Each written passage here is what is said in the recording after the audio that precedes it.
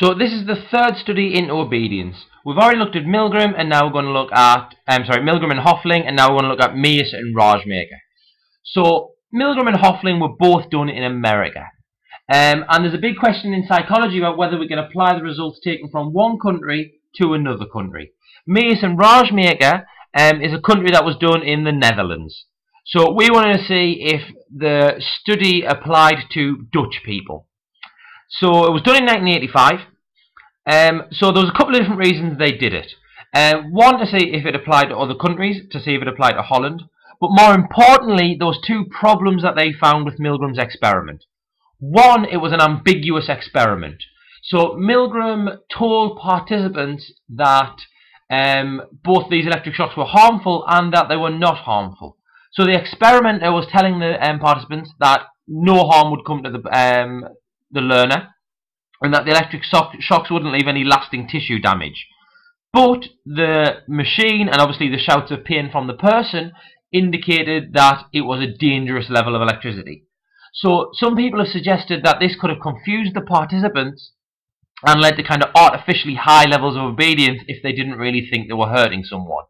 So this experiment is trying to make sure that we know that we're causing harm. Secondly, Meeus and Raajmaker thought that that physical harm of electric shocks wasn't like a real life thing that would happen. So they wanted to see what would happen if they were delivering psychological rather than physical harm. So in an exam, those two, the ambiguity and the psychological rather than physical, would be much better points to put in as the aim rather than just to see if it applies to other cultures. That's there as a third one if we are struggling to think of something. So this was a lab experiment, and it was done using independent measures. So we've got 39 Dutch male and female participants, 39 in total, aged between 18 and 55, and we gathered them in a very similar way to Milgram. Advert in the local newspaper, and they were paid for taking part for coming to the research at the university. Again, all of this is very similar to Milgram as we go through, you'll see, because they're trying to replicate it in a very similar way because it was a good experiment. And obviously, if they get similar results, we can say that his results are reliable.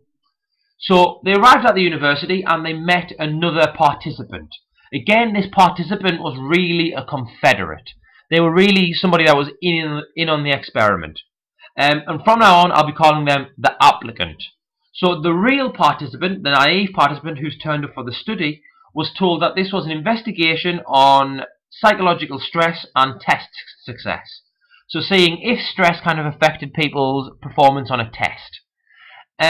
What they were told when they got there, and they saw this applicant who was wired up to a stress monitor, is that the applicant was told that if they got too stressed, that they would not get a job that they were applying for. So the applicant was filling in 32 questions on a questionnaire as part of a job interview. And what the participant had to do was deliver stressful remarks to them. And they could monitor on this TV screen how high the stress level of the applicant got.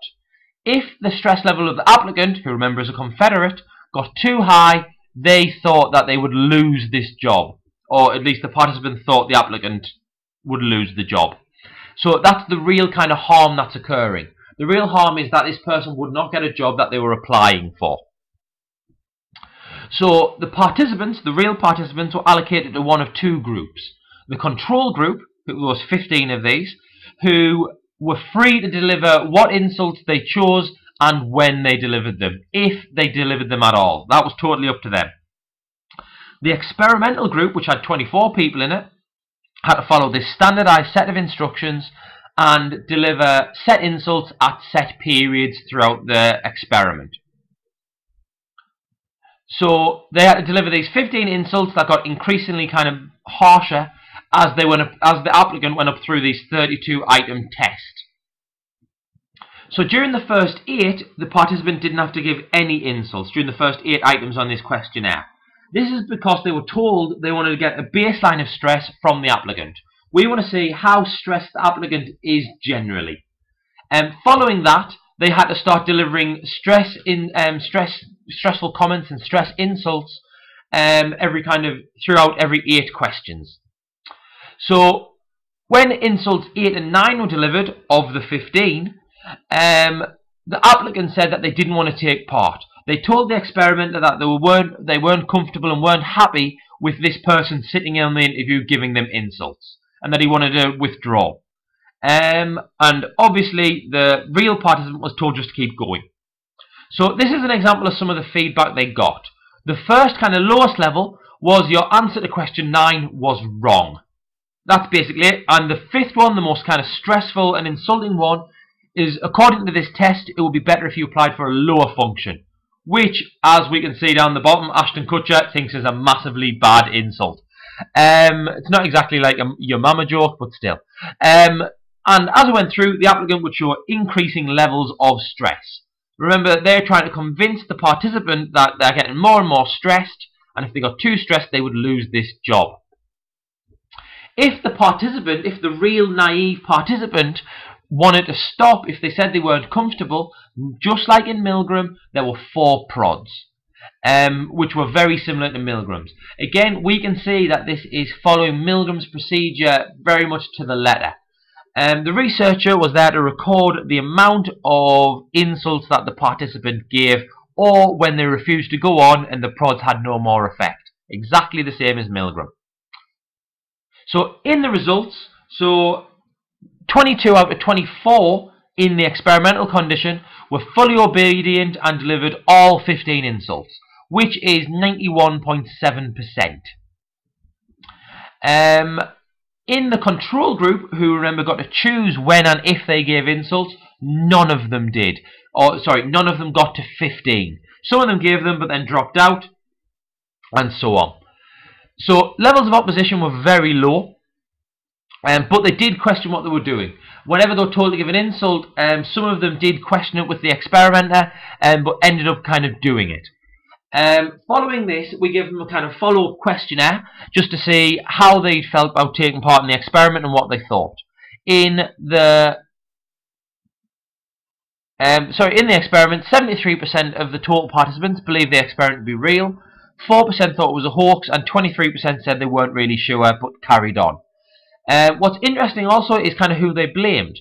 45% of people said that they delivered the insults and it was the experimenter's fault. 33% blamed themselves and said that they should have been able to stop themselves. And the very best one, I think, is 22% blamed the applicant. 22% had internalized the insults they were giving and basically said that the applicant was crap. If he wasn't so bad, they wouldn't have kept delivering the insults. So all of these are results that you should be able to get down.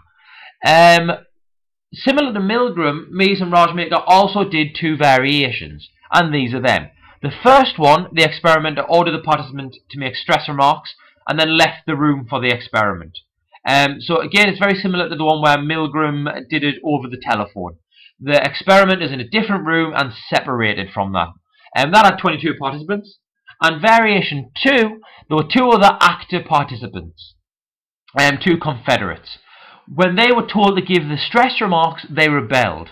The first quit and said that he wouldn't do it after the 10th stress remark, and the second one did the same shortly after. So at this point, around stress remark 11, 2 other people had quit and said that this experiment was wrong and they didn't want to take part. So we wanted to see kind of how that would have affected them, the real participants. These are the results we got. So remember, in the original study, 91% said they, 91% gave all 15 stress remarks. That's 91% in the experimental group. If you include the control group, it's something like 50-something%. 73% believed it was real, 4% thought it was a hoax, and 23% was unsure. When we look at it compared to the variations, we can see that obedience dropped dramatically. Having the experimenter in the other room removes the authority and makes it kind of less pressing to carry on with the insults, so less of them did. And the same when 2 other people quit the experiment. Suddenly, if you carry on, it's because you are being bad, not because of the pressure of the pressure of the authority figure. Because 2 other people have already dropped out. So in conclusion, they concluded that obedience was higher than in Milgram's study. And obedience drops in the variations, just like in Milgram's studies as well. one of the key kind of takeaway points is that psychological harm is easier to deliver than physical harm. So that is a conclusion we can take away. Meeus and Raajmaker said those three possible reasons for these kind of findings. Psychological harm is less immediate than physical harm, so they felt distance and more likely to obey. They didn't feel as bad about giving insults as giving electric shocks. Secondly, the participants knew that they were there to hurt people. They knew that they were there to cause harm. So by kind of volunteering for the experiment, they'd already agreed that that was something they were going to do. So they didn't feel as bad about doing it. And thirdly, in the Dutch study, Meeus and Raajmaker, it was very clear that the applicant needed to go through this process in order to get the job. Whereas in Milgram, you were given electric shocks for no reason. So Meeus and Raajmaker thought that that might have spurred the participants on to deliver more electric shocks. So what you need from this is a summary of the aim, method, results and conclusion. And what we'll do is, in class, we'll go over this, there'll be some questions, and we'll do some activities on it. Right, see you in class. Bye.